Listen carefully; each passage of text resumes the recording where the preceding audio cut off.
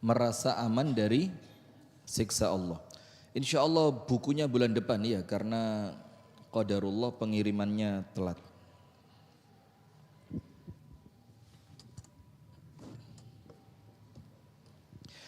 Bismillahirrahmanirrahim. Assalamualaikum warahmatullahi wabarakatuh. Innal hamdalillah nahmaduhu wa nasta'inuhu wa nastaghfiruh wa nastahdihi wa natubu ilaih wa na'udzu billahi min syururi anfusina wa min sayyiati a'malina. Man yahdihillah fala mudilla lah wa man yudlil fala hadiya lah. Ashhadu an la ilaha illallah wahdahu la syarika lah wa ashhadu anna Muhammadan abduhu wa rasuluh sallallahu alaihi wa ala alihi wa ashabihi wa man walah. A'udzu billahi minasy syaithanir rajim. Ya ayyuhalladzina amanu taqullaha haqqa tuqatih wa la tamutunna illa wa antum muslimun. Allahumma anta rabbi la ilaha illa anta khalaqtani wa ana abduka wa ana ala ahdika wa wa'dika mastata'tu. A'udzu bika min syarri ma sana'tu. Abu'u laka bi ni'matika alayya wa abu'u bi dhanbi faghfirli. Fa innahu la yaghfiru adh-dhunuba illa anta. Asbahna ala fitratil Islam wa ala kalimatil ikhlas wa ala dini nabiyyina Muhammadin sallallahu alaihi wasallam wa ala millati abina Ibrahim hanifan musliman wa ma kana minal musyrikin amma ba'du. Allahumma inna nas'aluka ilman nafi'an wa rizqan tayyiban wa amalan mutaqabbala. Amin ya rabbal alamin. Hadirin sekalian, ibu-ibu dan bapak-bapak, jamaah kajian Nuansa Fajar yang berada di Masjid Ahmad Yani, yang semoga kita bersama dirahmati dan diberkahi oleh Allah. Amin. Alhamdulillah, kita bersyukur kepada Allah di pagi hari ini kembali Allah pertemukan dalam suatu niatan yang baik, yaitu talabul ilmi. Kita ingin mengenal tentang Allah Subhanahu wa taala, berbicara tentang sifat-sifat Allah, tentang iman kepada Allah, tentang akidah, tentang tauhid. Yang perkara ini merupakan apa? Min aujabil wujub. Perkara wajib yang paling wajib. Kita berdoa kepada Allah semoga apa yang kita lakukan di pagi hari ini mendatangkan ridho dari Allah untuk kita bersama. Amin. Dan semoga amalan ini diterima dan dicatat oleh Allah sebagai ibadah. Amin ya rabbal alamin.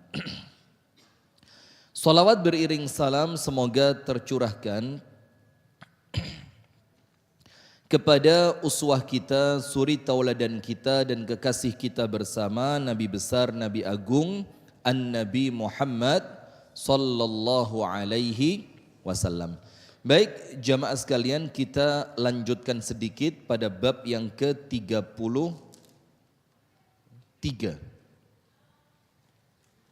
yaitu bab tawakal. Kita lengkapi sedikit. Kok enggak sama ya sama yang di buku aslinya. Kalau yang di kitab tauhidnya bab 32, tapi di buku panjenengan 33, enggak apa-apa. Yaitu kita melengkapi bab tentang tawakal kepada Allah Subhanahu wa taala.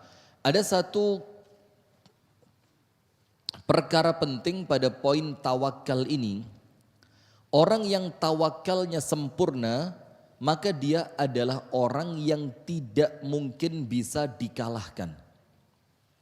Jadi kalau seseorang itu memiliki sifat tawakal yang seutuhnya, betul-betul dia bersandar kepada Allah, betul-betul dia pasrahkan setiap urusannya kepada Allah.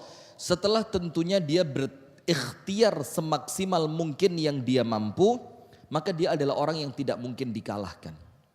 Karena apa? Tawakal itu mewajibkan ridho dengan hasil yang Allah tetapkan. Itu tawakal. Maka tawakal itu kemarin kita pelajari ada 3 unsur. Yang pertama, imannya harus kuat. Karena dalam surah Al-Ma'idah ayat yang ke-23, bahwasannya tawakal itu oleh Allah dikaitkan al-imanu billah. Al-Ma'idah ayat 23.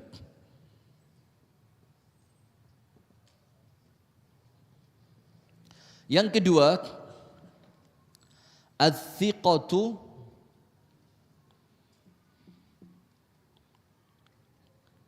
bi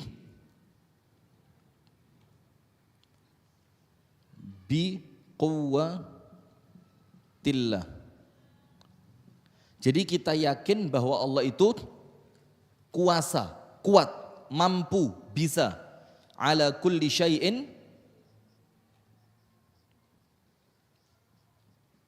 qadir. Yang ketiga, ar-ridha. Ridha dengan apa? Bil maqdur.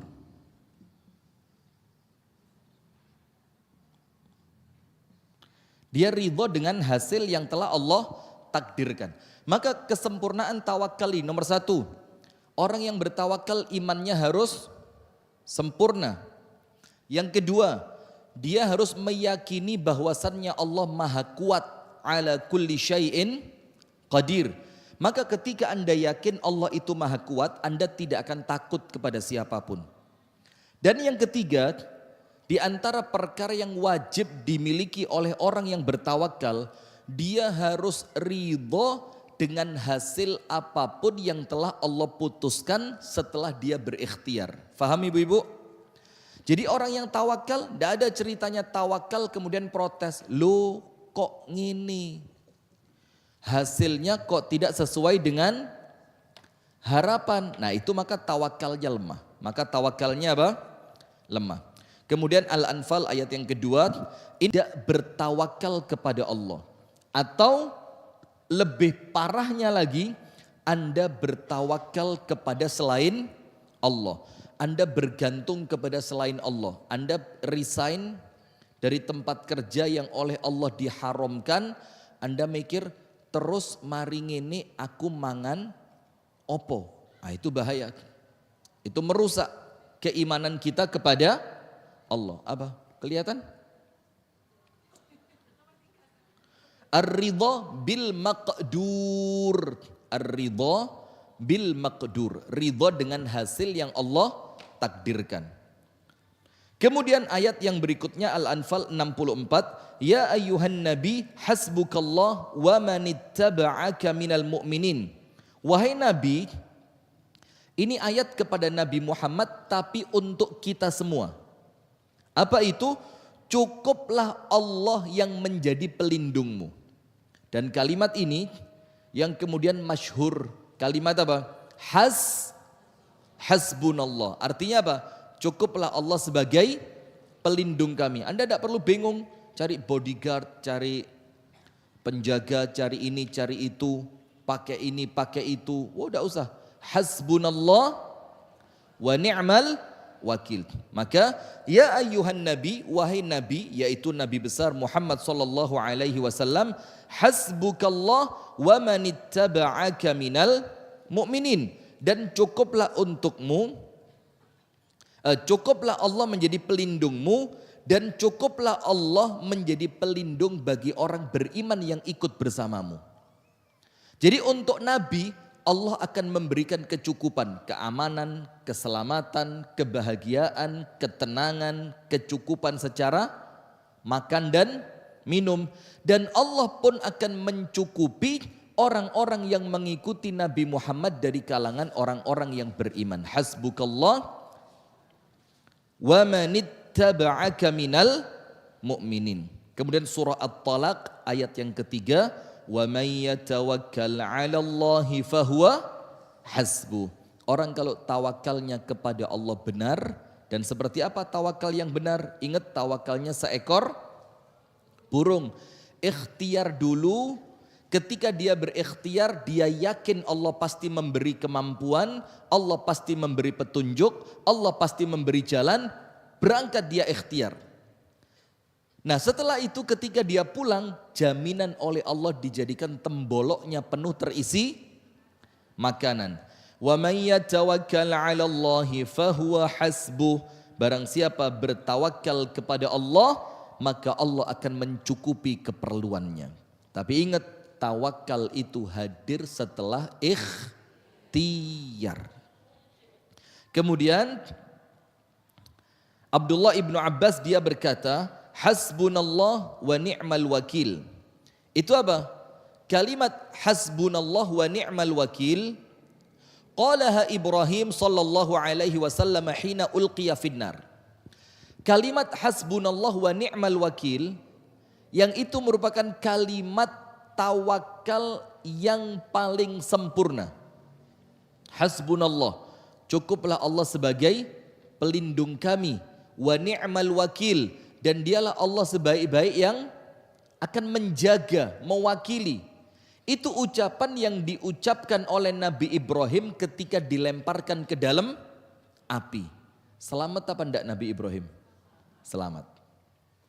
Kemudian wa qala Muhammadun sallallahu alaihi wasallam hina qalu lahu innan nasa qad jama'u lakum fakhshawhum fazadahum imana. Dan kalimat ini hasbunallah wa ni'mal wakil adalah kalimat yang diucapkan Nabi Muhammad. Ketika diucapkan kepada Nabi Muhammad itu surah Ali Imran 173. Jadi Nabi Muhammad bersama para pengikutnya dalam perang Hamratul Asad. Perang apa ibu-ibu? Baca. Sarapan belum? Sama. Saya tadi ketantok. Biasanya rawon mbek tempe. Tadi ketan. Memang rawon itu kalau pagi bu, pas banget, enak gitu loh. Di perut enak, di lidah juga enak. Apalagi tempenya itu tempe yang baru digoreng gitu. Sudah. Dalam perang Hamratul Asad. Ini perang adalah perang lanjutan pasca perang Uhud. Jadi Abu Sufyan waktu itu belum masuk Islam. Abu Sufyan mikir, ini perang Uhud barusan selesai. Umat Islam kocar kacir. Kalau kita serang mereka sekarang, mereka belum punya waktu untuk menyiapkan pasukan yang baru. Maka bagaimana caranya? Kita serang balik mereka setelah perang Uhud. Itu namanya perang Hamratul Asad. Nah, di perang itu orang-orang munafik itu ngomong sama Nabi Muhammad kepada para sahabatnya juga. Ngomongnya apa? Dalam surah Ali Imran ayat 183. Innan nasa qad jama'u lakum fakhshawhum. Wis ojo perang. Mulya ae, musuhmu akeh, kekuatan mereka lengkap, sementara kalian belum memiliki persiapan yang cukup dan matang. Maka orang munafik bilang apa? Wis mulia wis, gak usah melok perang. Nah, ketika dalam keadaan seperti itu, Nabi Muhammad mengucapkan apa? Hasbunallah wa ni'mal wakil. Apa yang terjadi? Maka Allah Subhanahu wa taala menjadikan mereka memenangkan peperangan itu dalam keadaan pasukan yang sangat minim, persiapan yang sangat mepet, perlengkapan perang yang sangat sederhana. Hanya modal kalimat hasbunallah wa ni'mal wakil. Tapi bukan cuma modal kalimatnya, yakin di jerone ati omongan ini bukan sekedar omongan, mereka ngerti artinya, mereka ngerti maknanya, dan mereka meyakini kandungannya. Orang hidup di dunia kalau sendenane Gusti Allah aman. Maka dalam istilah bahasa Jawa, sendenan kayu jati. Maksudnya apa? Lek sendenane kayu jati, gak usah panik, gak usah bingung. Lah ini kita sendenan bukan sama kayu jati, tapi kita senden kepada siapa? Allah Subhanahu wa ta'ala. Jadi kandungan bab ini nomor 1, tawakal itu adalah kewajiban. Tawakal itu bukan sikap yang kita boleh milih, tapi hukumnya apa? Wajib. Harus tawakal. Tapi nomor 1, imannya dikuatkan dulu. Nomor 2, yakin kalau Allah itu maha mampu. Innallaha ala kulli syai'in qadir. Yang ketiga, Anda harus ridho apapun hasil yang Allah tetapkan setelah tawakal itu tadi. Paham gak? Yang kedua, tawakal termasuk syarat sempurnanya iman.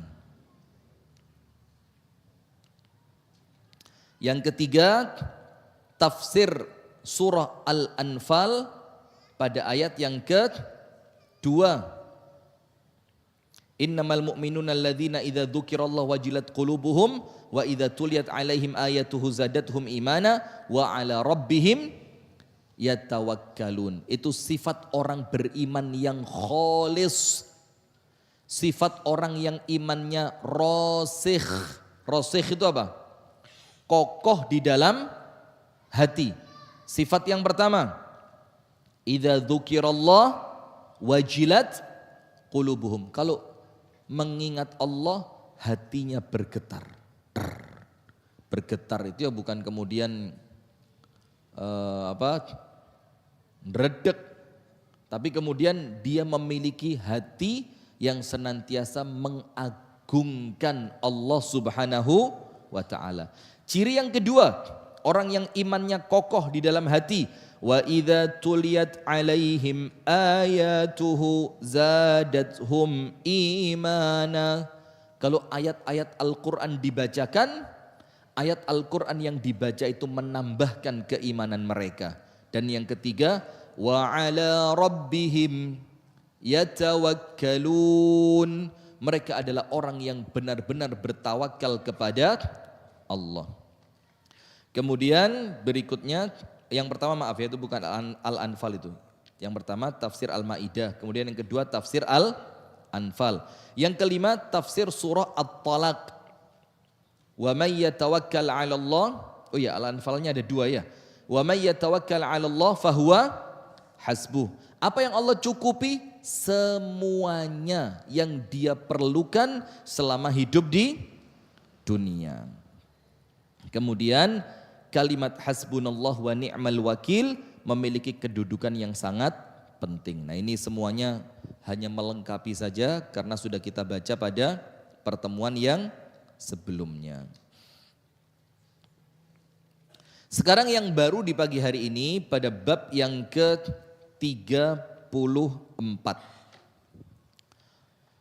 Bab yang ke-34 dalam kitab At-Tauhid yang dituliskan oleh Syekh Muhammad Ibnu Abdul Wahhab rahimahullahu ta'ala adalah adalah ayat surah Al-A'raf ayat 99.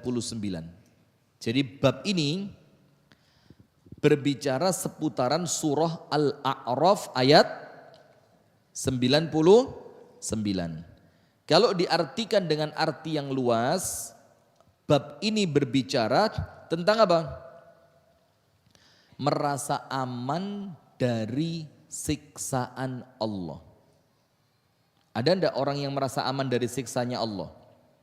Siapa? Ya orang yang terus-terusan maksiat. Itu orang yang tidak takut dengan siksa dari Allah. Dan berputus asa dari rahmatnya. Maka seimbang Ada orang yang gak wedi blas, ada orang yang saking wedine, saking takutnya sampai apa? Merasa putus asa. Jadi ada yang tidak takut, cirinya apa? Musirrun alal ma'asi, gak pernah berhenti bermaksiat, gak pernah berhenti bohong, gak pernah berhenti mengkhianati, gak pernah berhenti curang, tidak pernah berhenti ngakali. Ngakali itu apa? Ya curang tadi ya, nimbang gak karuan. Itu orang yang merasa aman dari azabnya Allah, dari murkanya Allah. Sementara sebaliknya, ada juga orang yang putus asa dari rahmatnya Allah. Karena merasa dosanya terlalu besar, karena merasa dia melakukan kemaksiatan yang besar, sampai dia merasa tidak mungkin Allah akan merahmati saya. Nah, karo-karo nih keliru. Dan ini Bu ada kaitannya dengan akidah. Dengan apa? Akidah. Berarti akidah kita, keimanan kita mengajarkan kita untuk meyakini bahwa Allah itu syadidul iqab. Hukumannya sangat keras, medeni. Sementara keyakinan keimanan kita juga itu mengajarkan kepada kita bahwasannya apa? Wa rahmati wasi'at kulla syai'. Bahwa rahmat Allah itu luas. Faham? Enggak faham enggak? Bab yang ke-34 ini kandungannya berapa? 2. Yang paling sempurna Anda buka dalam Al-Quran, di buku tidak ada. Tapi ini untuk melengkapi biar panjenengan semakin faham.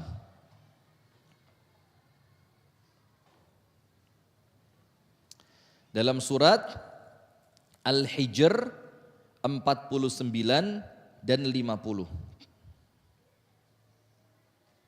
Surah apa? Al-Hijr 49 dan 50. Nabbi' ibadi anni anal ghafurur rahim wa anna azabi huwal azabul alim. Al-Hijr 49 50. Ini ringkasan bab yang ke-34. Menyeimbangkan di dalam keimanan kita kepada Allah, di dalam kita meyakini tentang sifatnya Allah, tentang perbuatannya Allah Subhanahu wa taala, menyeimbangkan antara apa? Antara kita tidak terlalu merasa aman dari murkanya Allah, tapi juga jangan sampai putus asa dari rahmat Allah. Faham? Seimbang. Takut, ini kalau saya bohong nanti Allah murka. Kalau saya curang, ibu-ibu tahu kaumnya Nabi siapa yang diadab sama Allah gara-gara mencurangi timbangan? Syuaib. Dihancurkan sama Allah sak kampung tek. Gara-gara apa? Kalau nimbang ngakali. Pasar Malang bagaimana? Aman? Nah. Dan Anda jangan gampang suudzon. Kalau ngelihat timbangan Bu, terus ada koinnya, itu boleh jadi memang sengaja dikasih koin bukan untuk curang, tapi memang koin itu dipasang untuk supaya seimbang. Dan itu kejadian. Ada sempat orang salah paham, dikira dikai koin tadi supaya cek tambah mantep, lek nimbang cek ngelongi bobote barang yang ditimbang. Padahal enggak, ketika timbangannya dilepas, ganok bandule, dan di sini tidak ada barangnya, itu kadang-kadang kan miring begini. Biar tidak miring yang sebelah sini dikasih koin cek pas. Nah maka jangan gampang suudzon, jangan buruk sangka. Nah maka kita menyeimbangkan antara khawatir, kalau saya curang nanti Allah mengazab saya. Kalau saya khianat nanti Allah mengazab saya. Kalau saya nyebarkan aib orang lain, nanti Allah bakal membongkar aib saya. Sementara di sisi yang lain, ketika Anda merasa dosane wis akeh mungkin zaman dulu atau bahkan mungkin sampai sekarang, Anda di dalam akidah Islam, di dalam keimanan Anda kepada Allah, Anda tidak boleh putus asa dari luasnya rahmat dan ampunan Allah. Al-Hijr ayat berapa? 49 dan 50. 49. Nabi, berikan berita. Wahai Muhammad, beritakan ibadi, kepada siapa? Hamba-hambaku. Apa berita yang Nabi Muhammad oleh Allah disuruh menceritakan kepada kita? Anni, sesungguhnya aku. Ditambahi dhamir munfasil. Ana. Padahal anni itu sudah menunjukkan siapa? Saya. Tapi karena ini penegasan ditambahi dhamir munfasil. Aku, kata Allah, berarti akunya dua di situ. Anni itu artinya sesungguhnya aku, ana aku. Apa tentang Allah itu? Al-Ghafur, yang maha pengampun. Jadi kalau Allah sudah mengatakan Allah itu maha pengampun, Anda diajak untuk apa? Jangan sampai putus asa. Yang penting Anda mau memohon ampun. Ya jangan keblinger. Tahu Allah pengampun, ora usah bro, aman bro, nyantai bro. Gusti Allah ngono penaan, gak kayak ustadz yang brewok iku kerengeram, masya Allah. Ar-Rahim, Al-Ghafur, maha pengampun, Ar-Rahim, maha penyayang. Bahkan ampunan dan rahmatnya Allah meliputi segala sesuatu. Ayat berapa? 49. Ayatnya berhenti sampai situ? Tidak boleh. Karena ini satu paket. Harus ditambahi pada surah Al-Hijr pada ayat yang ke-50. Apa ayat 50-nya? Wa anna adzabi. Dan beritahukan pula kepada mereka. Supaya balance. You know balance? Biar apa? Seimbang. Dan beritahukan pula kepada mereka anna azabi, bahwasannya azabku, azabnya siapa? Allah. Huwal azabul alim. Lihat, ketika ngomong tentang ampunan dan rahmat, Allah memberi penegasan anni ana. Penegasannya kuat ketika berbicara ampunan dan rahmat. Tapi ketika berbicara azab cukup sekali saja. Wa anna azabi huwal azabul alim. Bahwasannya azabku adalah azab yang sangat pedih. Azab yang sangat mengerikan. Azab yang sangat menyakitkan. Nah sekarang kita awali pada surah Al-A'raf ayat yang ke-99. Allah Subhanahu wa taala berfirman agar kita ini tidak merasa aman dari murkanya siapa? Allah. Walaupun di dalam Islam juga ada yang namanya istidraj. Istidraj. Apa istidraj? Istidraj itu artinya dilulu. Dilulu. Dinjarni, dibiarkan oleh Allah, tidak dipedulikan. Biar dia dengan kemaksiatannya hidupnya tetap enak, rezekinya tetap lancar, rumah tangganya tetap baik. Tujuannya apa? Agar orang ini gak ndang kapok. Biar orang ini tidak kunjung bertobat kepada Allah. Beda kalau orang sekali maksiat langsung kecelakaan. Blah. Besok berani maksiat lagi? Yo kira-kira kalau umumnya manusia wis gak wani. Justru itulah rahmatnya Allah. Nah maka Allah menunjukkan pada Al-A'raf 99. A'udzu billahi minasyaitonir rajim. Afa aminu makrallah. فلا يأمن مكر الله إلا القوم الخاسرون. Dan apakah mereka merasa aman dari azabnya Allah? Dalam artian dari azabnya Allah yang bisa datang kepada mereka seketika. Dengan azabnya Allah yang bisa mendatangi mereka sewaktu-waktu. Yang tidak diprediksi, yang tidak disangka-sangka. Maka Allah tanya, afa aminu makrallah? Apakah mereka merasa aman bahwa Allah itu tidak akan mengazab mereka? Bahwa Allah akan senantiasa merahmati mereka, bahwa Allah akan senantiasa memberikan rezekinya kepada mereka. Oh, hati-hati kata Allah.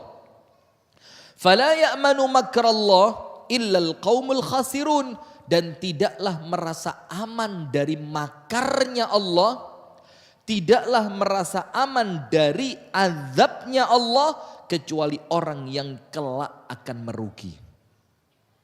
Karena kalau orang itu merasa aman dari apa? Serapopo judi, riba, maksiat. Apa jarene Ustadz iku lek riba keluargane hancur, aku riba bojoku malah papat. Kenapa contohnya ke arah sana terus ya? Sudah? Maka tidak boleh merasa aman dari azabnya Allah. Karena orang yang merasa aman dari azabnya Allah, dia akan menjadi orang yang rugi. Rugi dunia karena dia akhirnya tidak terdorong untuk ibadah. Rugi dunia karena dia tidak merasa takut untuk bermaksiat. Dan rugi di akhirat karena dia akan menjadi penghuni neraka. Karena waktu di dunia dia tidak merasa takut kepada Allah. Suatu hari ada seorang muridnya Imam Hasan Al-Basri. Datang sama Imam Hasan Al-Basri ngomong begini, ya Imam, ya apa ya, teman duduk saya mengerikan. Longgo diwedeni mati, diwedeni beratnya hisab. Kalau setiap kami duduk diwedeni, apa kata Imam Al-Hasan Al-Basri? Lebih kamu takut di dunia, tapi kamu aman di akhirat. Lebih bagus apa? Takut di dunia, tapi aman di akhirat. Kemudian Al-Imam Al-Hasan Al-Basri mengatakan, daripada kamu dieneng-eneng di dunia, dieneng-eneng atau apa? Non di dunia, dienak-enak non di dunia, akhirnya kamu lalai, akhiratmu rusak. Ada yang begitu? Ada. Ada pengajian isinya enak terus. Gusti Allah beneh. Dan itu maha pengampun, maha penyayang. Ayat 50-nya tidak dibaca. Sehingga yang datang ke majelisnya beliau, itu orang yang pada akhirnya tidak takut bermaksiat. Karena dia ditipu dengan apa? Maksiat. Toh, walaupun tidak mungkin ngomong dengan segamblang itu. Tapi secara tersirat, wes talah penak-penak na uripmu. Gusti Allah ngono beneh. Nah maka kata Imam Hasan Basri, karuan kumpulono orang yang kalau kamu duduk, kamu diwedeni. Akhirnya kamu waspada. Jadi mereka itu senantiasa mengingatkan kita untuk takut kepada Allah. Hati-hati lo, mati iso teko kapanpun. Banyak jamaah pengajian mati pas pengajian. Ndak amin Anda? Cemen. Banyak ustadz mati ketika ceramah. Amin. Serapopo, pokok husnul khatimah. Mudah-mudahan sama Allah diterima. Husnul khatimahnya diterima, iman Islamnya diterima, ibadahnya diterima, dosanya diampuni. Amin ya rabbal alamin. Ibu-ibu enggak kepingin bu meninggal pas pengajian gitu? Lah enggak, sampai ngeri. Lah Anda kepingin meninggal pas apa kalau enggak pas pengajian? Oh pas naik haji, oh ya lu api. Pas haji, pas pengajian sama pembimbingnya mati. Amin ya rabbal alamin. Nah mendingan begitu kumpul orang diwedeni. Hati-hati, mati iso teko sak wayah. Atau begini, hati-hati. Orang itu ada yang diazab di alam kuburnya sampai tulang kanan dan tulang rusuk yang kiri digencet sampai pindah tempat. Pernah pijet kretek? Sik lumayan, mek kretek tok, iki cuklek. Mau Anda? Na'udzubillah min dzalik. Diceritain lagi, nanti ada orang bangkit di hari kiamat dari kuburan, wajahnya berubah menjadi khinzir, a'azzanallah wa iyyakum. Berubah menjadi babi, yang lain berubah menjadi keledai. Ada orang yang ketika menunggu hisabnya di padang mahsyar, kedelep karo keringete. Wah, diwedeni terus. Ada orang yang ketika dihisab sama Allah, hisabnya detail. Nanti ketika dia lewat di sirat, kegantol sama yang namanya kalalib. Kalalib itu apa? Seperti anak pancing. Kecantol. Kulite suwe. Terus ada perempuan-perempuan yang mencakar kulit wajahnya sampai mengelupas dan kelihatan tulang wajahnya. Senengane rasan-rasan. Senengane rasan-rasan. Maka Anda kalau mau rasan-rasan Bu, coba keroken pipi Anda. Aduh, itu nanti hukumannya. Hati-hati. Nah, maka kata Imam Hasan Basri, karuan luwe api. Sampean di dunia ditakut-takuti, akhirnya nanti di akhiratnya bagaimana? Selamat. Nanti di akhiratnya merasa aman. Kemudian beliau balik. Daripada kamu kumpuli di dunia orang yang membuat kamu terlena. Dalam bahasanya Ibnul Qayyim, maghrur. Apa? Maghrur. Maghrur itu apa? Tertipu dengan luasnya rahmat Allah, tertipu dengan luasnya ampunan Allah, tertipu dengan luasnya karunia Allah yang menjadikan dia dalam bahasa Prancisnya itu sembrono. Tidak usah guyang-guyu. Dalam bahasa Prancisnya apa? Sembrono, hati-hati. Maka dalam surah Al-A'raf pada ayat yang ke-99 Allah Ta'ala mengingatkan kita agar kita tidak merasa aman dari murka dan azab Allah. Karena murka dan azab Allah bisa datang kapanpun.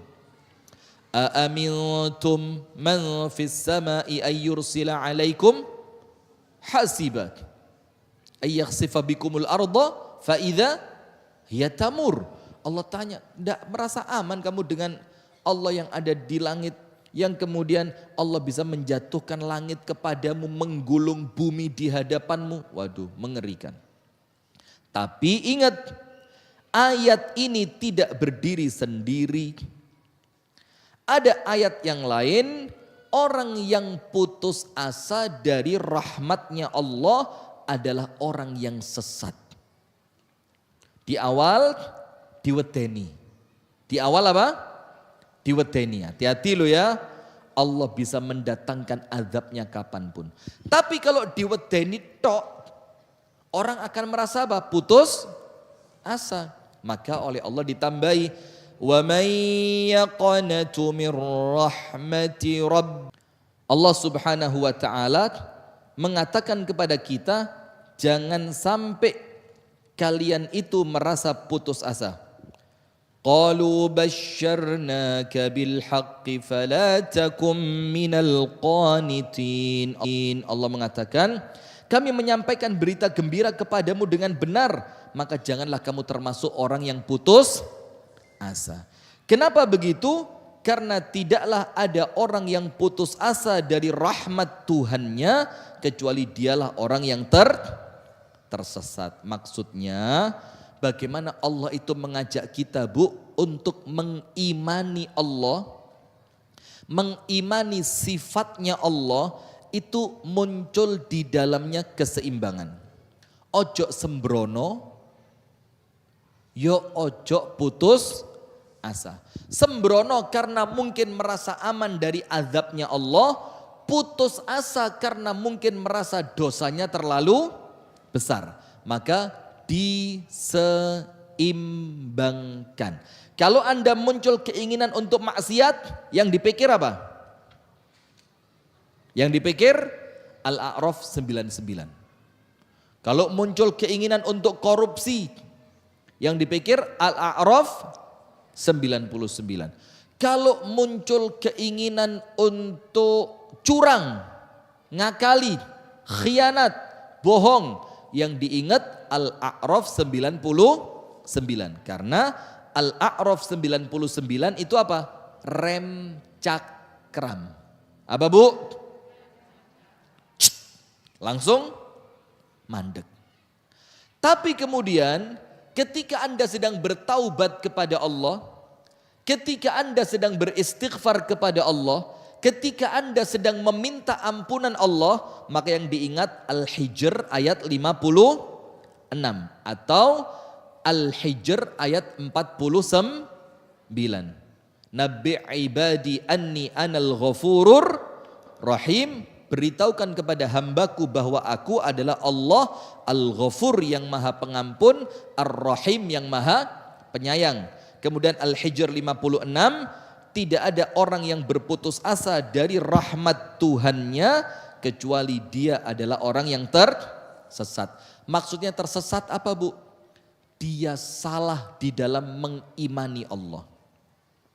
Dia tersesat di dalam akidah keimanannya terhadap Allah. Dia keliru memahami tentang Allah Subhanahu wa ta'ala. Maka orang yang putus asa sampai pada akhirnya bunuh diri. Itu orang yang salah mengimani Allah. Seakan-akan dia mikir kalau mati masalah akan, oh enggak. Justru kematian itu awal dari kehidupan yang sesungguhnya. Sekarang ini Bu, ini bukan hidup ini. Sekarang ini apa?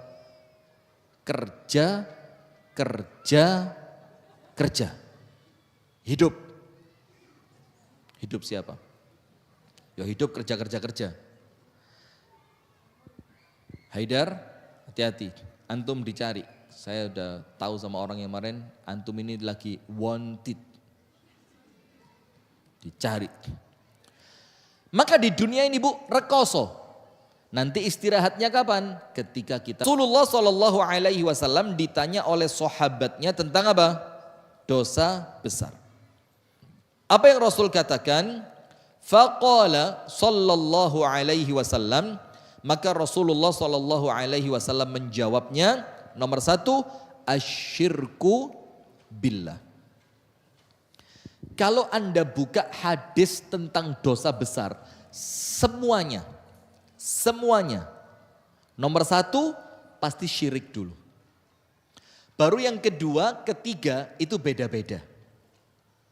Tapi yang pertama tidak mungkin berubah. Dosa besar nomor 1 apa Bu?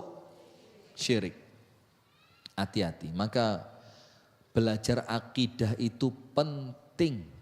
Belajar tauhid itu penting. Jangan sembrono, jangan longgar dalam urusan akidah. Kalau fikih, amaliyah, ibadah, monggo longgar.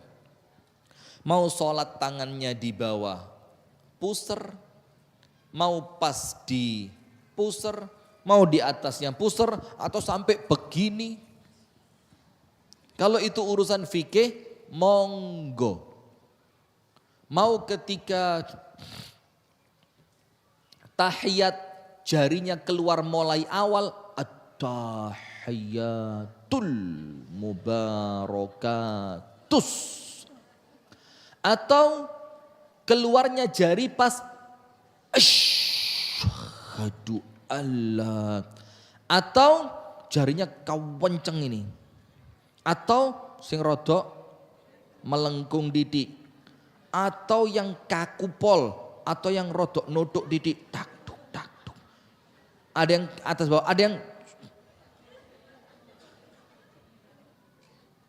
itu kalau urusan fikih monggo lah. Tapi kalau urusan akidah, oh hati-hati. Karena apa? Ini berkaitan dengan keimanan kita kepada Allah. Maka yang pertama kata Rasulullah, dosa besar itu apa? Asyirku billah. Maka ingat nasihatnya Luqman Al-Hakim kepada anaknya, yang nomor 1 apa? Ya bunayya la tusyrik billah. Bayangin, ngomong sama anak kecil yang pertama, ojo sampai syirik. Kenapa begitu? Inna syirka la zulmun azim. Karena perbuatan syirik adalah kezoliman yang paling besar. Kemudian dosa besar yang kedua apa wahai Rasulullah sallallahu alaihi wasallam? Rasulullah mengatakan dosa besar yang kedua wal ya'su mir rauhillah, merasa putus asa dari rahmat Allah. Itu termasuk apa? Dosa besar.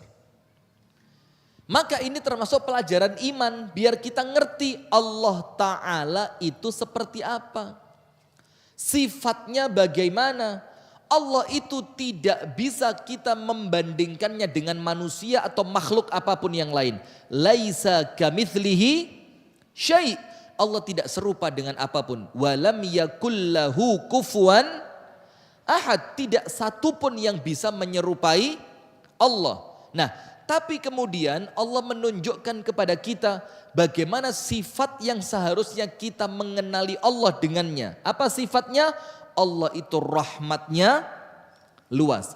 Maka ketika Allah mensifati dirinya dengan mengucapkan wa rahmati wasi'at kulla syai', dan rahmatku meliputi segala sesuatu. Lah kok setelah Anda mengimani Allah itu rahmatnya meliputi segala sesuatu, lah kok kemudian Anda putus asa dari rahmatnya Allah, maka cacat keimanannya. Maka dengan itu Rasul mengatakan ini termasuk dosa besar yang nomor 2.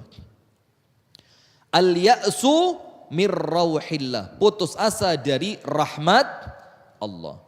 Dosa besar yang ketiga sesuai dengan materi kita. Apa itu? Wal amnu min makrillah, merasa aman dari azabnya Allah. Ini termasuk.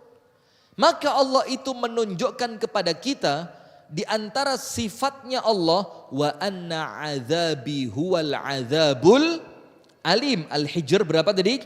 50. Bahwasannya azabku adalah azab yang sangat mengerikan, menyakitkan, azab yang sangat pedih.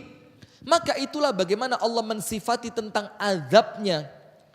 Nah, maka dengan itu kalau ternyata ada orang yang kemudian meremehkan, seram mungkin rakaran dadi. Apalagi kalimat-kalimat yang semacam itu, maka imannya bermasalah. Nah, maka perkara ini dimasukkan dalam kitab tauhid yang membahas masalah akidah. Maka dari hadis Abdullah ibnu Abbas bahwasannya Rasulullah Shallallahu Alaihi Wasallam ditanya, ya Rasulullah, apakah dosa-dosa besar itu? Rasulullah memberikan 3 pada hadis ini. Yang nomor 1, syirik kepada Allah Subhanahu wa Ta'ala. Nomor 2, berputus asa dari luasnya rahmat Allah. Yang nomor 3, merasa aman dari azab, siksa dan murka Allah. Nah, maka ini akidah supaya kita memahami tentang Allah dengan seutuhnya. Hadis yang berikutnya, wa an ibni Mas'udin radhiyallahu taala anhu, dari sahabat Abdullah ibnu Mas'ud radhiyallahu anhu, qala, dia mengatakan, akbarul kabair. Ini bukan cuma cerita dosa besar, tapi dari ucapannya Abdullah ibnu Mas'ud ini, Abdullah bin Mas'ud mengklasifikasi. Apa? Klasifikasi itu apa? Mulai memilah dan memilih. Setelah menceritakan dosa besar, sampai dihitung sebagian ulama 72. Ada yang ngitung dosa besar itu lebih dari 72. Ada yang menghitungnya tidak sampai dari 70. Wes macam-macam. Tapi setelah muncul dosa besar dengan jumlah yang sebanyak itu, oleh Abdullah ibnu Mas'ud diklasifikasi mana yang paling besar. Mana yang paling besar? Yang masuk dalam top 10. 10 yang paling besar. Akbarul kabairi, dosa besar yang paling besar menurut Sayyiduna Abdullah ibnu Mas'ud. Yang pertama, al-isyraku billah, syirik terhadap Allah. Maka sudahlah bu, dukun, tukang ramal, penglaris, terang lampu, terang udan, terang hujan, apa lagi? Enteng lah. Enteng jodoh. Anda mau jodoh yang enteng, kurus kerempeng gitu? Enteng jodoh, ada orang yang merasa lamaran gagal. Ada yang undangan sudah terlanjur dicetak, suami nikah dengan perempuan lain. Ini baru keluar beritanya kemarin ini. Masih anget ini. Ada yang sudah nazor ngerti? Sudah saling ngeliat, datang ke rumah calon mertua ngeliat, oh cocok. Pulang kepikiran, tapi kok pesek. Nah, akhirnya si perempuan merasa apa? Aku kok angel yo. Ojo-ojo njane jodohku iki ditutupi. Datanglah sama Ustadz Rifki. Dok, Mbah Yai. Pripun niki Mbah Yai? Kula sampun ikhtiar, lamaran, nazar, ta'aruf.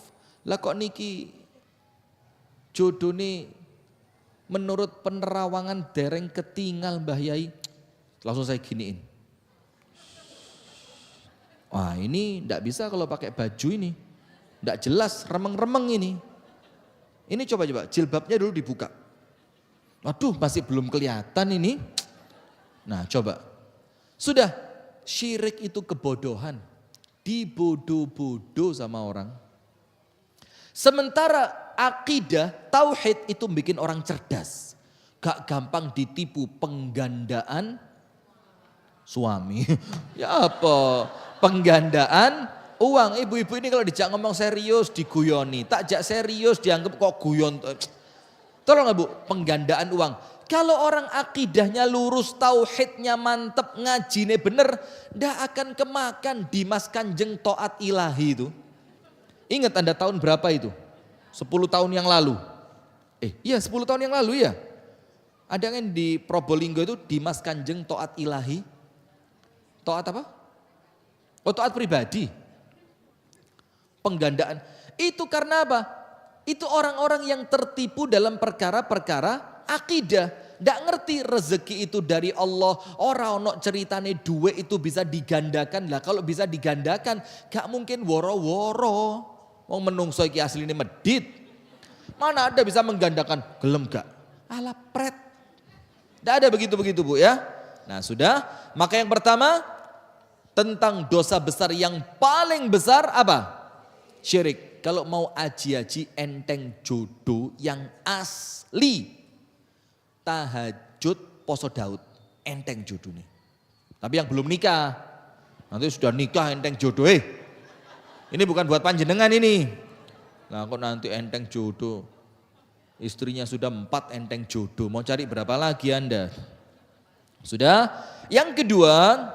Wal amnu min makrillah. Yang nomor 2, yang paling besar dari kumpulan dosa-dosa besar, yang nomor 2 adalah merasa aman dari murka dan hukuman serta azabnya Allah. Merasa gak mungkin diazab. Anda tahu orang-orang Yahudi sampai akhirnya dalam Al-Quran mereka itu dikekalkan oleh Allah di dalam api neraka. Sebabnya apa? Mereka menganggap kita ini anaknya Allah. Kita ini manusia pilihan Allah, kita ini kesayangannya Allah, maka Allah tidak akan menghukum kita, dibantai habis. Bahkan sebagian dari mereka rodok lumayan, bukan merasa aman dari makarnya Allah, tapi apa? Allah lan tamassanan nar illa ayyamam ma'dudah. Allah paling mlebu neraka mek 3 dino. Ada apa ndak? Ayo. Serapopo mbak ngerasani sepisan-sepisan. Allah paling lek ngerasani sepisan, engko ndek neraka ni mek 3 jam. Loh. Ya ini termasuk dosa besar yang paling besar. Wis rasan-rasan termasuk dosa gede, ditambahi wis rasan-rasan merasa Allah paling neraka ni mek 3 jam mbak. Coba kita akumulasi mbak, sak jam dek dunya dibanding no akhirat, waduh. Tiba no ya puluhan tahun mbak. Nah tidak boleh merasa aman dari siksanya Allah. Dan yang ketiga menurut Abdullah ibnu Mas'ud, apa dosa besar yang paling besar? Wal qunut mir rahmatillah. Dia berputus asa dari rahmat Allah. Yang keempat, wal ya'su mir rauhillah, berputus harapan dari kebaikan Allah. Saya mau tanya, yang ketiga sama keempat bedanya di mana? Ayo. Yang ketiga, berputus asa dari rahmat Allah. Yang keempat, berputus asa dari rauhillah, kebaikan Allah. Bedanya apa? Kalau yang ketiga, itu arahnya pada ampunan. Kalau yang ketiga, yang di buku itu arahnya pada apa? Tidak akan mengampuni saya. Itu yang dicari sama setan. Tidak boleh. Tidak boleh begini. Dosaku iki karuan kadung akeh, kadung gede. Ora mungkin tobatku diterima. Akhirnya orang itu semakin apa? Semakin menjadi-jadi. Karena apa? Awalnya dia putus asa dari rahmatnya Allah. Dia menganggap Allah tidak akan mengampuni dia. Nah kalau yang keempat, tak kasih contoh. Ada orang sakit misalkan berobat gak waras. Akhirnya bunuh diri. Barusan di dekat rumah saya sana. Tapi bukan di Kasembon. Kasembon insya Allah. Kasembon itu imannya itu iman level.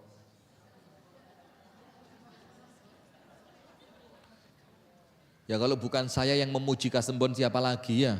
Wong panjenengan oleh ngilokno alah Kasembon renek mall. Pom bensin mek siji. Indomaret jejer Alfamaret renek tunggali. Maka saya sebagai warga Kasembon yo harus ngapik-ngapik kota metropolitan Kasembon Raya.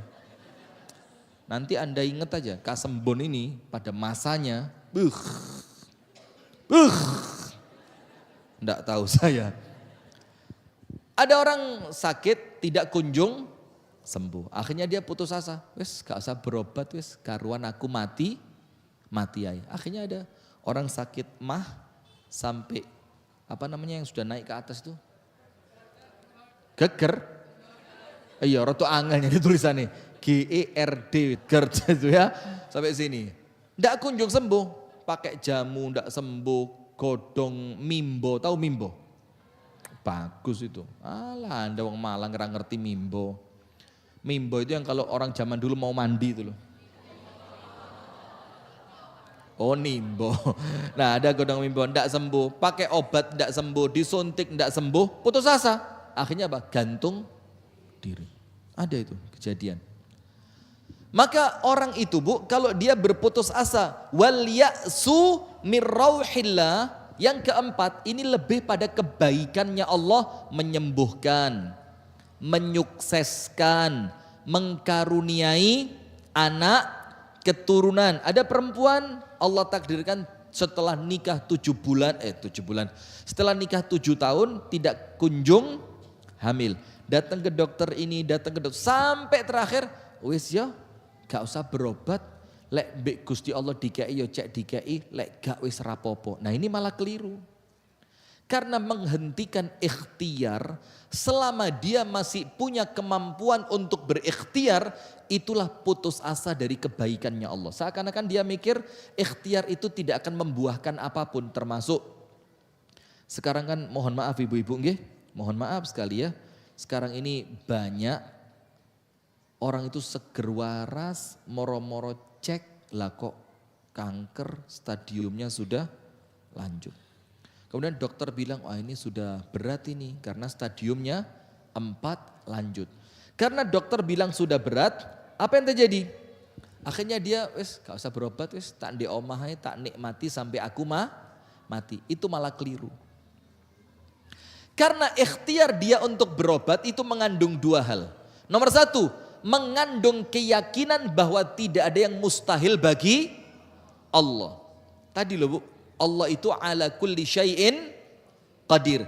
Yang kedua, ikhtiar Anda itu bernilai ibadah. Maka semakin panjenengan semangat ikhtiar, semakin besar pahala yang Anda dapatkan. Jadi jangan menghentikan ikhtiar terus. Maka menurut Abdullah ibnu Mas'ud, dosa besar yang paling besar itu ada 4. Nomor 1, syirik. Nomor 2, merasa aman dari azabnya Allah. Yang nomor 3, berputus asa dari rahmat ampunan Allah. Yang keempat, berputus asa dari kebaikan Allah subhanahu wa ta'ala. Nah maka pertanyaan, kenapa bab ini masuk dalam ranah akidah? Kenapa? Kenapa? Kok masuk dalam bab akidah itu?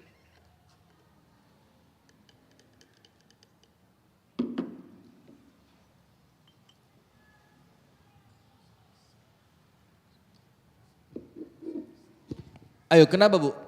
Karena ini adalah sifat yang ada pada Allah yang harus kita imani. Sifat yang ada pada Allah yang harus kita imani. Termasuk dalam ranah al-imanu billah. Iman kepada Allah. Maka termasuk mengimani apa? Allah itu memiliki azab yang sangat mengerikan. Termasuk mengimani apa? Allah itu rahmatnya luas, ampunannya luas, karunianya tidak terbatas. Sekarang apa kandungan pada bab yang ke-34 ini? Kandungannya ada 4. Yang pertama, tafsir surah Al-A'raf ayat berapa? Ayat yang ke-99. Apa penafsirannya? Menunjukkan bahwa merasa aman dari makarnya Allah itu termasuk dosa besar. Yang itu cacat di dalam keimanan. Termasuk cacat dalam iman. Ini ada apa sih ini? Ada apa? Sonorok, ada karnaval dah? Ayo nonton bareng ya.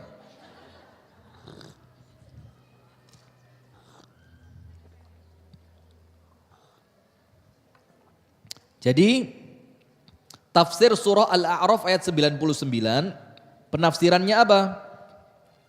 Bahwasannya ketika ada orang yang merasa aman dari murkanya Allah, merasa tidak mungkin diazab oleh Allah, merasa Allah tidak akan menyiksa dia, merasa aman dari makarnya Allah, termasuk dosa kecil atau dosa besar?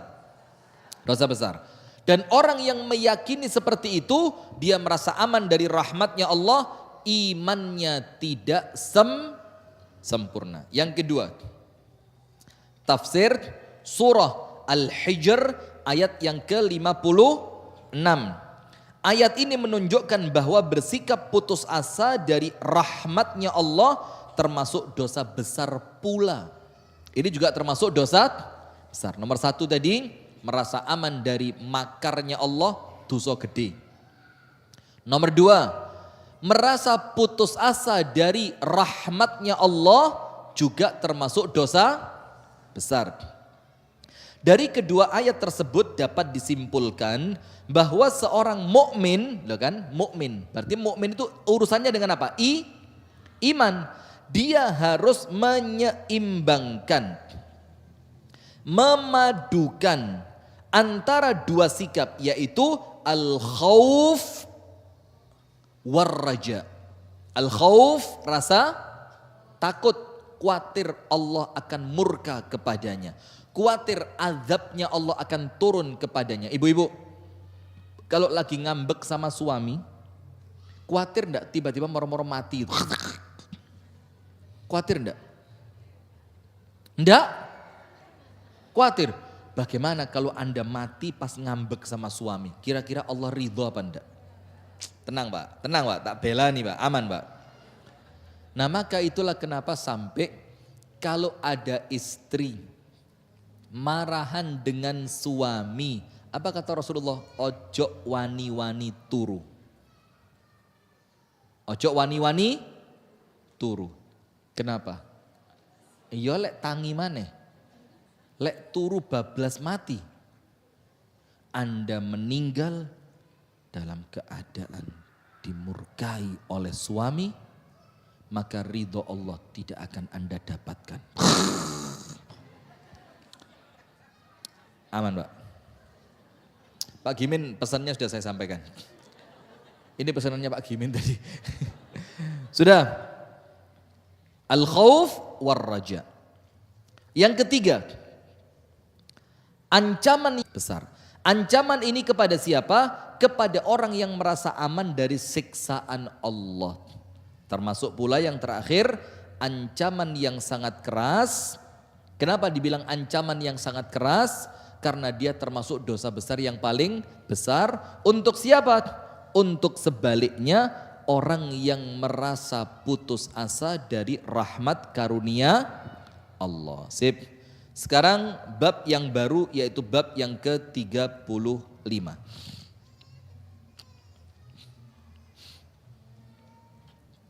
Bab yang ke-35 ini bab termasuk dari keimanan kepada Allah. Bab termasuk dari iman kepada Allah. As-sabru ala aqdarillah. As-sabru, sabar, ala aqdarillah, atas takdirnya Allah. Aku kok rabi mbek wong iki sih ya. Padahal sing nglamar aku biyen saiki dadi presiden lho. Aduh. Wong iki ya Allah. Ganteng ras piro. Melarat maneh. Nah, ini tidak boleh. Ya, harus sabar. Seorang mukmin itu, Bu, dia punya dua sayap dalam hidupnya. Sayap yang pertama, bersyukur atas nikmat Allah. Sayap yang kedua, bersabar atas ujian dari Allah. Kalau orang sayap syukur dan sayap sabarnya seimbang dan keduanya sempurna, dia akan terbang tinggi, aman dan tidak akan terjatuh. Maksudnya apa? Uripe bakal penak. Penak dunyo, penak akhirat. Begini Bu, rukun iman ada berapa? 6. Nomor 1, iman kepada Allah. Nomor 2, malaikat. Nomor 3, kitab. Nomor 4, Rasul, Nabi dan Rasul. Nomor 5, hari akhir. Yang keenam, qadha dan qadar. Qadha dan qadar kita yang mencatat siapa? Yang menetapkan siapa? Allah. Panjenengan saged protes? Bisa protes? Bisa kemudian ngecek. Saya kan punya orang dalam ya, tak deloki sih aku rabi mbek sapa. Oh iki coretan yang iki. Apa iki? Gak tepak iki, welek wireng ngomongi. Mau aku iki. Ijolono sing apa? Sing putih. Apa celupno gamping ah? Ya gak apa-apa. Akhirnya suaminya kecemplung gamping. Na'udzubillah min dzalik. Maka begini jamaah. Setiap takdir yang Allah tetapkan itu tidak ada pilihan lain. Kalau takdirnya baik, Anda punya kewajiban. Kalau takdirnya baik, Anda punya kewajiban syukur. Maka takdir baik kalau tidak disyukuri jadi buruk. Takdir baik, kalau tidak disyukuri jadi buruk. La in syakartum la azidannakum. Tapi sebaliknya, wala in kafartum inna adzabi lashadid. Dapat suami baik, dapat istri baik, dapat orang tua baik, dapat mertua baik, dapat besan baik, dapat rezeki baik, dapat rumah baik. Lah kok enggak semakin dekat sama Allah? Itu artinya kufur. Kenikmatan yang dikufuri akan memunculkan azab. Tapi sebaliknya, orang yang mendapatkan takdir buruk, tapi ingat loh ya, buruk itu bukan berarti isine elek kabeh. Karena tidak ada keburukan total, itu tidak ada. Saya mau tanya, ban motor panjenengan bocor, baik atau buruk? Baik. Ayo kita doakan bareng-bareng ayo. Ayo, ban motor panjenengan kempes, kecocok paku. Pakunya sak jempol. Paku apa? Paku dudur. Apalagi paku dudur, subhanallah. Sudah? Saya mau tanya, itu takdir baik atau buruk? Loh ya jelas buruk lah, kok sih ngotot baik, Masya Allah. Suami Anda nikah lagi, langsung kompak. Masya Allah.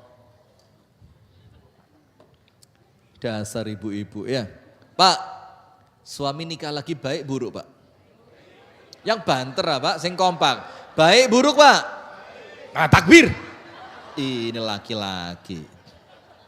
Sing jerite banter ketara bojone gak tekoi. Yang jerite meneng tok. Mesti istrinya ada di sini dan suaranya khawatir konangan gak oleh mulih. Sudah, ban kempes bocor itu takdir buruk. Tapi apakah 100% buruk? Enggak. Contoh, oh setelah Anda tuh selamat yo kempos, coba gak tiba nondik ngarep kono cegatan polisi. SIM-ku mati. Akhirnya apa? Anda ketika ban tadi bocor yang awalnya innalillah berubah jadi apa?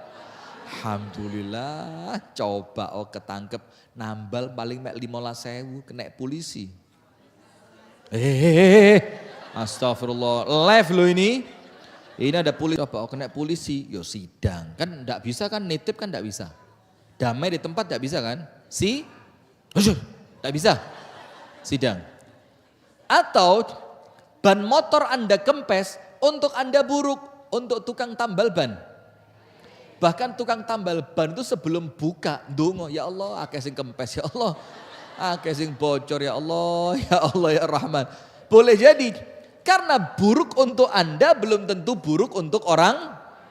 Nah maka jangan menganggap yang buruk itu 100% buruk. Maka apa? Anda harus bersabar. Maka ketika dapat takdir yang baik, tugasnya apa? Bersyukur. Kalau dapat takdir yang tidak baik, tugasnya apa? Sabar. Nah, karena sabar atas ketetapan takdir Allah itu termasuk keimanan yang kokoh terhadap Allah Subhanahu wa ta'ala. Panjenengan buka surah At-Taghabun. Surah At-Taghabun. Ayat berapa? 11. Pada surah At-Taghabun ayat yang ke-11 ini berbicara tentang apa? Tentang bagaimana orang itu nakiroh. Nakiroh itu artinya apa? Tidak spesifik. Artinya apa? Berarti menunjukkan keumuman musibah apapun. Ban bledos, sikil loro, kuku cantengen. Pernah cantengen? Wih canteng. Rangen, Anda tidak keren penyakitnya, mosok rangen.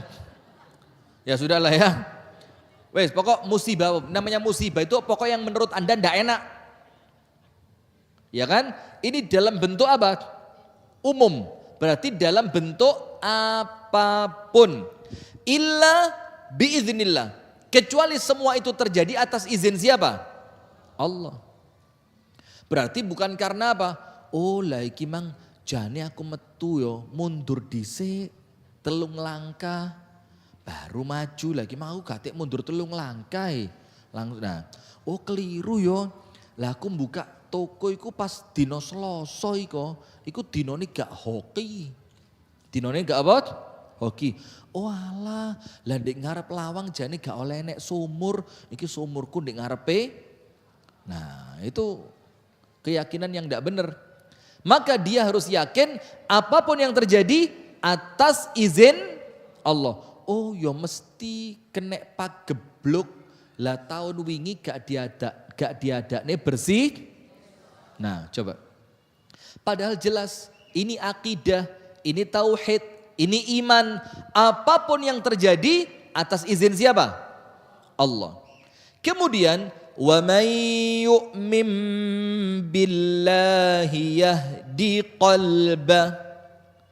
Aslinya begini Bu. Ayat itu aslinya begini.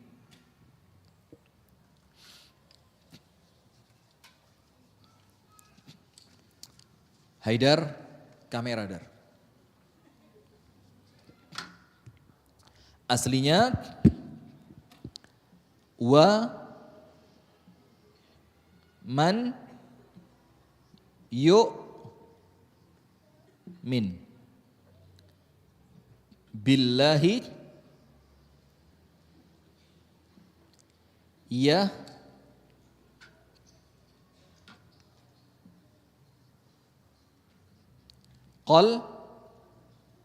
qalbat. Aslinya ini kan syarat. Maka bukan wa man yu'minu. Bukan yu'minu. Kalau yu'minu itu menunjukkan orang yang beriman. Tapi di ayat itu nun ini sukun. Nunnya apa? Sukun. Maka arti yu'min di sini ini syarat. Kalau kepingin diberi petunjuk oleh Allah ketika terjadi musibah, maka syaratnya kamu harus jadi orang yang beriman.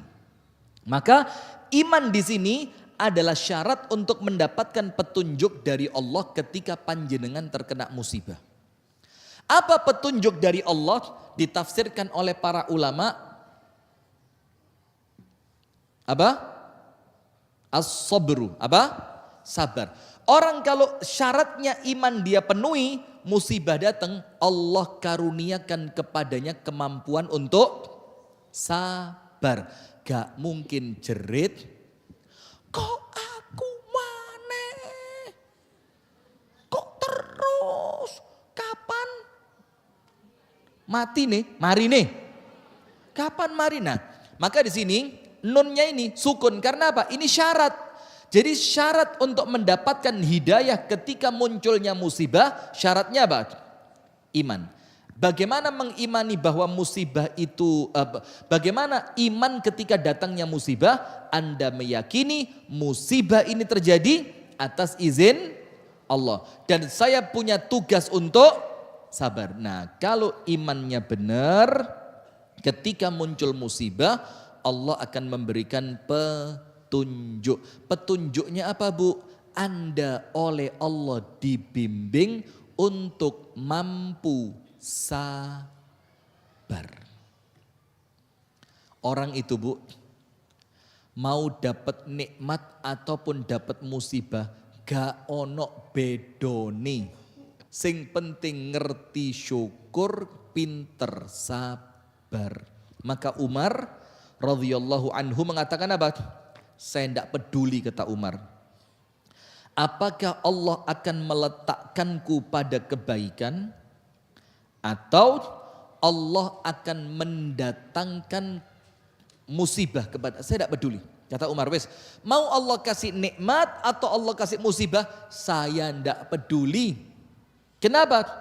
Karena saya tidak tahu dari yang mana Allah akan ridho kepada saya. Karena saya tidak tahu dari yang mana saya akan mendapatkan kebaikan. Kalau yang penting kalau dapat kebaikan, saya minta agar dikaruniai Allah, agar dikaruniai kemampuan untuk sabar, selesai. Maka orang itu Bu, masya uripe soro di pandangan manusia. Selama orangnya imannya kokoh, dia akan tenang-tenang saja. Paling sing ngomentari orang lain, sakno yo, saaken. Padahal dia merasa apa? Baik-baik saja. Nah syaratnya apa? Iman. Baik ibu-ibu yang dirahmati oleh Allah, sementara itu yang dapat kami sampaikan. Nanti insya Allah bulan depan bukunya sudah kita bagikan. Semoga ada manfaatnya. Kurang dan lebihnya saya mohon maaf. Hadanallahu wa iyyakum ajma'in.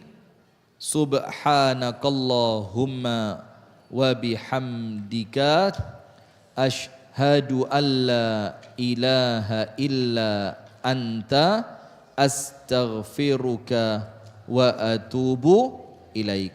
Kurang lebihnya saya mohon maaf. Assalamualaikum warahmatullahi wabarakatuh.